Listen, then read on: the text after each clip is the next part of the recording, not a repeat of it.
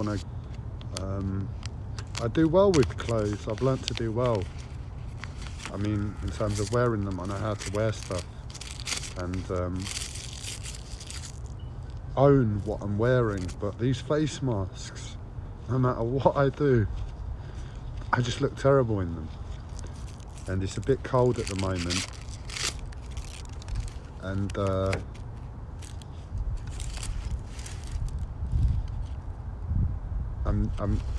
having a face mask on keeps you that little bit warmer until I can finish making a rollie. Essentially, I've just been dropped off by a taxi, and I'm just making the rollie on the face of my car. But I was in hospital this morning. My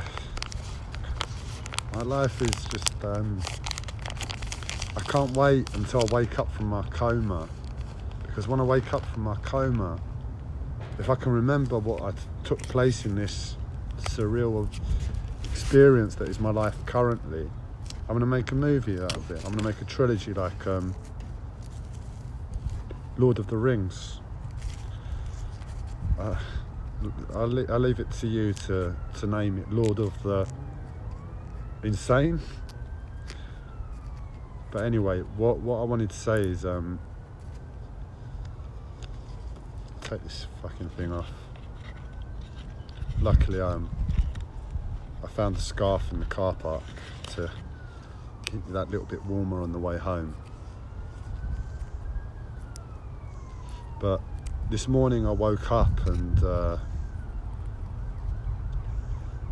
my focus on a daily basis is pain and the ability to walk. And not a lot else can get in beyond that. When you're in pain and someone's trying to speak to you, it's hard to focus on them. So that's where my focus is, and it keeps me alert, it keeps me focused to a certain extent. And I woke up today and my legs weren't working properly and my hips weren't working, and the way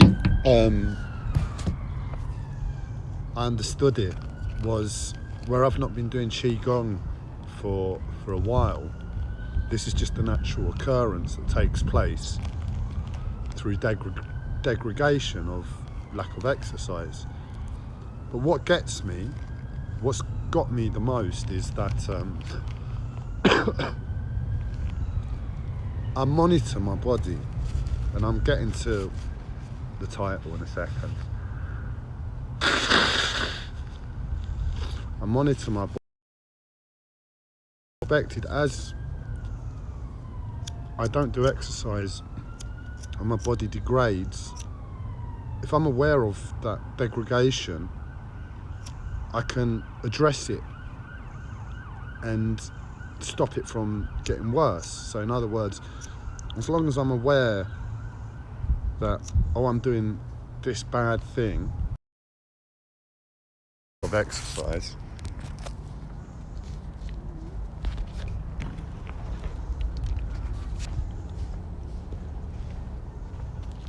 but with lack of exercise, with Qigong, it's all about posture. So what I'm trying to say is, with a lack of exercise, as long as I'm aware of my posture at all times, I can address it in little bits here and there.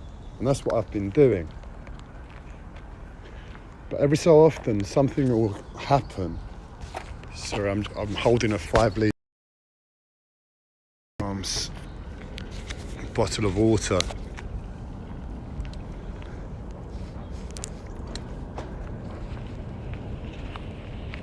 So the theory was, sorry about this,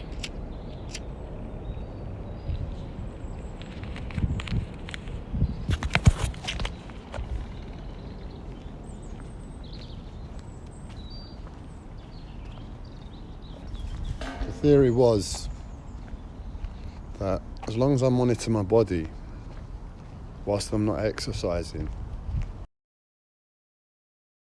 it's this is a problem, that is a problem. But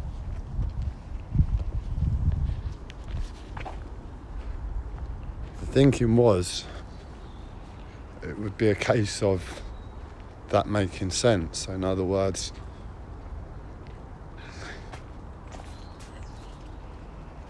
I notice a little niggle in my left shoulder, for instance, and I monitor it, and I see it getting worse, and I address it. But that is the way it's sudden. I'll wake up one day and I'm like the Leaning Tower of Pisa, where I was like a skyscraper before. I was standing tall.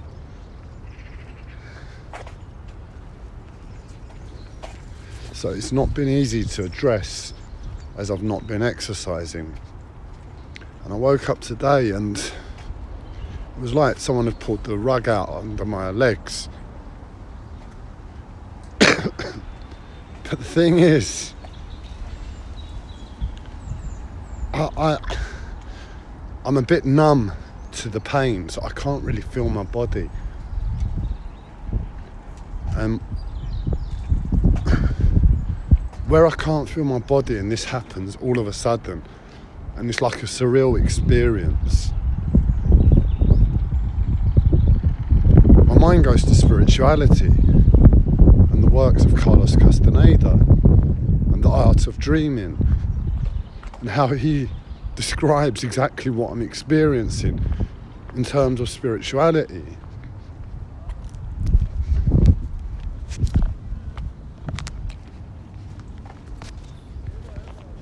So I don't know really exactly what's going on, but I'm fighting. I'm trying to get through it.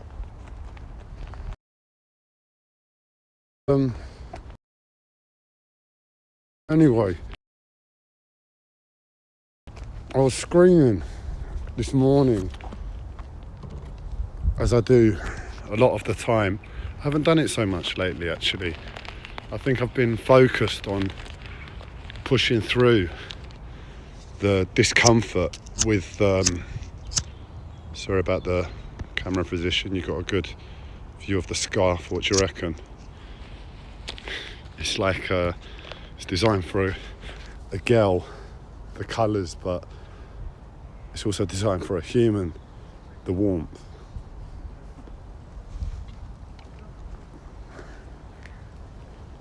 So I don't really know what's going on, but with the positive changes I've made of late, I said to myself a few weeks back, I don't care if I get up and I can't walk, because I can't walk. My body isn't walking, it's moving, and I can shuffle and hop and skip and dance from where to wherever I need to go. Feeling my bones grinding, but I said to myself, I don't care if I get up, my left leg goes this way, my right leg goes this way, and I go down. I'm gonna get up and I'm gonna go forward as a whole. And I think with that attitude, it's less distressing in the immediate moment. So there's been less screaming, but today it was hard. And I scream when it's hard. I don't hide my vulnerability. So I got up and I was screaming, I was shouting, and I was fighting. I was fighting to have a wash, to get ready. And as I was having a wash, I heard a knock at the door, and I sort of knew what it was. It was the police and ambulance. Someone had obviously heard my screams as they were walking past.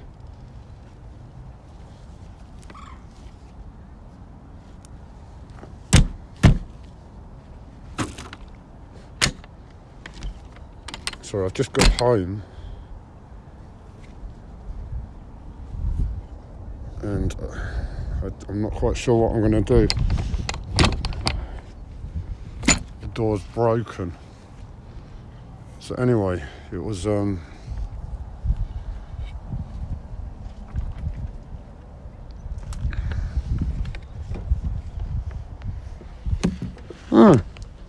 tell you in a second what that was about. But 1 second. 1 second, guys. The top.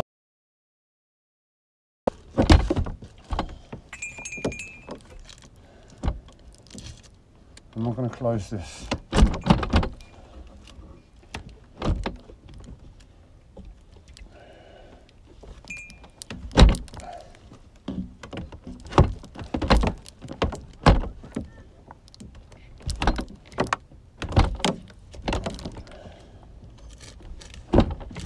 So, what were we saying?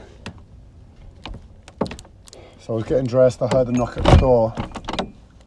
I knew it was the police or ambulance or whatever.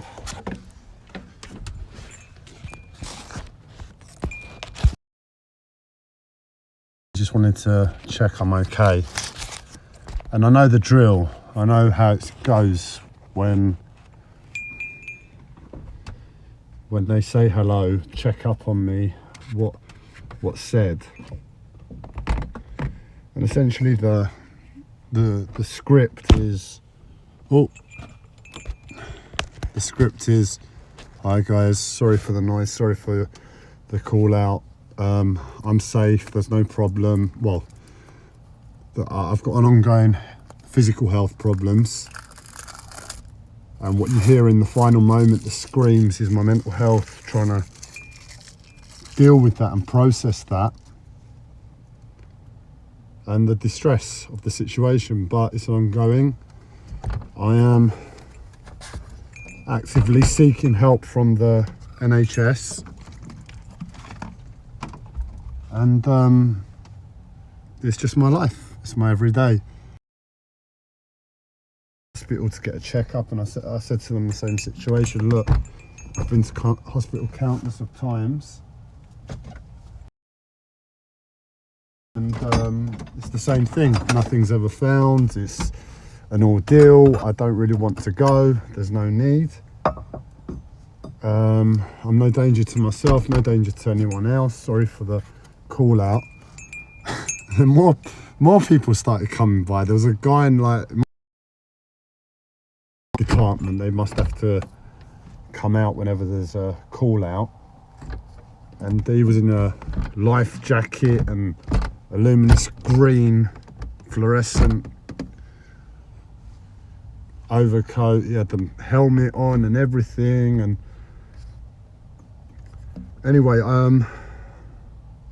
they're always polite, which is good, and so am I. But the ambulance guy persisted. He must have asked me like 4 or 5 times the same thing. Like, we really want you to go to hospital, and I snapped. I don't normally do that, but I said to him, look, you've asked me 4 or 5 times. I'm coherent. I've got a mental health disorder. I'm in physical pain, but I'm coherent. I'm aware of what I'm saying. And I've told you 4 or 5 times that I'll have to do.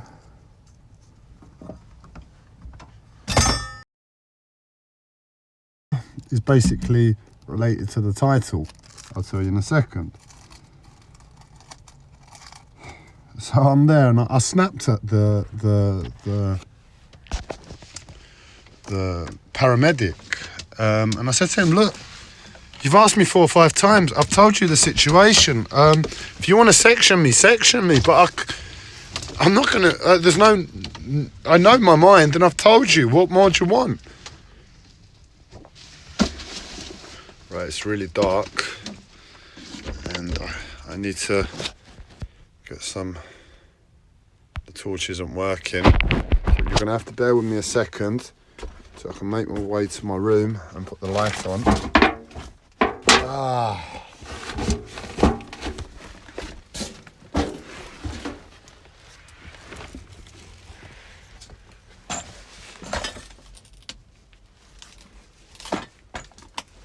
There's stuff broken and everything. I don't know what's happened.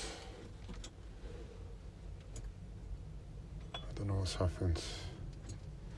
Anyway, hopefully the light works at least. And I haven't. Fucking hell, what's that?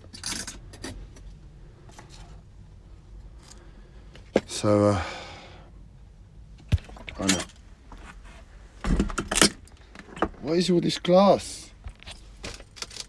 They've broken my window.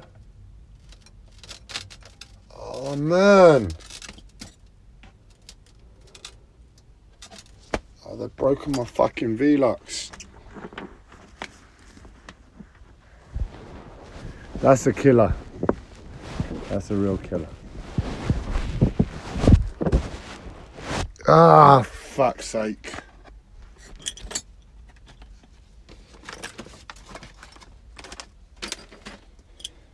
Fuck's sake, right.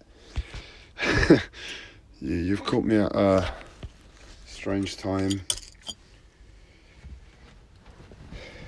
Anyway, you're also going to keep me calm, get myself through this, because this is just another little that I didn't really need.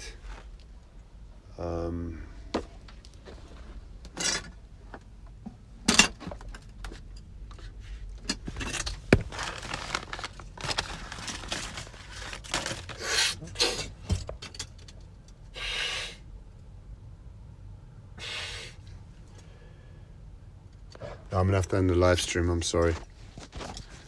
Maybe I'll come back later and finish it. Have a nice weekend.